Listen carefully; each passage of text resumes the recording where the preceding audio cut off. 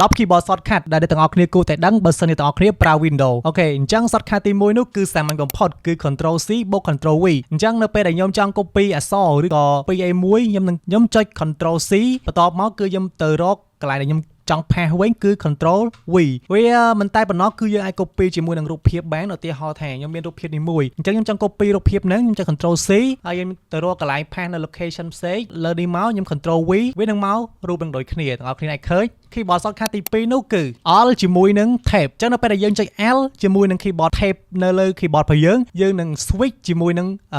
ផ្ទាំងផ្សេងរបស់កុំព្យូទ័ររបស់យើងឧទាហរណ៍ថាខ្ញុំចង់ switch ទៅ OBS ខ្ញុំចុច L tab ជាមួយនឹងបើយើងចង់ switch ទៅយើងចុច tab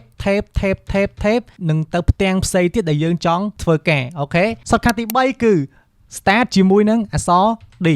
អូខេអញ្ចឹងវានឹងហាយផ្ទាំងដែលយើងកំពុងតែបើកបច្ចុប្បន្នហ្នឹងទៅផ្ទាំងកុំព្យូទ័រ home របស់យើងនៅពេលដែលយើងចង់បើកវិញគឺយើងចុច L ជាមួយនឹង tab មកគឺវាចូលផ្ទាំងដែលយើងបើកមុនហ្នឹង shortcut ទី4គឺ control C ជាមួយនឹង escape អញ្ចឹងយើងនឹងបើកផ្ទាំង panel មួយគឺយើងបើកជាមួយនឹង task manager ដែលយើងអាចមើល task នៅក្នុងនឹងបានយើងបើកកម្មវិធីអីគេវា C RAM របស់យើងប្រហែល C CPU របស់យើងប្រហែលអូខេអញ្ចឹងមិនតែប៉ុណ្ណោះគឺយើងអាចមើលទៅលើ performance របស់កុំព្យូទ័ររបស់យើងថា CPU memory ឬក៏ Wi-Fi អីហ្នឹងគឺវាដើរអស់ប្រមាណភាគរយហើយអញ្ចឹងយើងអាចមើលបានដូច memory របស់ខ្ញុំនេះគឺ 94% ទាំងអស់គ្នាអាចឃើញ shortcut ទី5ទាំងអស់គ្នាបើសិនជាអ្នកគ្នាចង់ lock កុំព្យូទ័ររបស់យើងដូចទូរស័ព្ទរបស់យើងប្រើយើង lock អញ្ចឹងទាំងអស់គ្នាចុច start ជាមួយនឹងអក្សរ L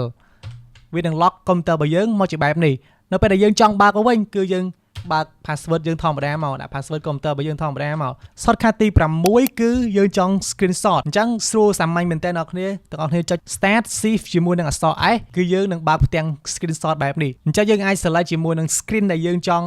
screenshot ហ្នឹងមកបន្ទាប់មកគឺយើងអាច highlight លើនឹងបានតែម្ដងទាំងអស់គ្នាយើងចង់គូវាបញ្យល់ពីណាគេអញ្ចឹងណាអូខេអាហ្នឹង shortcut ទី6 shortcut ទី7អញ្ចឹងនៅពេលដែលខ្ញុំលុបរូបភាពអីមួយឧទាហរណ៍ថាខ្ញុំច្រឡំដៃលុបចេះអញ្ចឹងខ្ញុំចង់មកវិញគឺខ្ញុំចុច Control Z អាហ្នឹងក៏ជា keyboard shortcut មួយដែរបើសិនអ្នកនរច្រឡំលុបរូបអីគឺយើងអាចចុច Control Z មកបែបហ្នឹងបានឧទាហរណ៍ថាខ្ញុំលុបរូបនឹងចោលមួយខ្ញុំចុច Control Z បែបហ្នឹងគឺវានឹងមកវិញហើយ shortcut ទី9ទាំ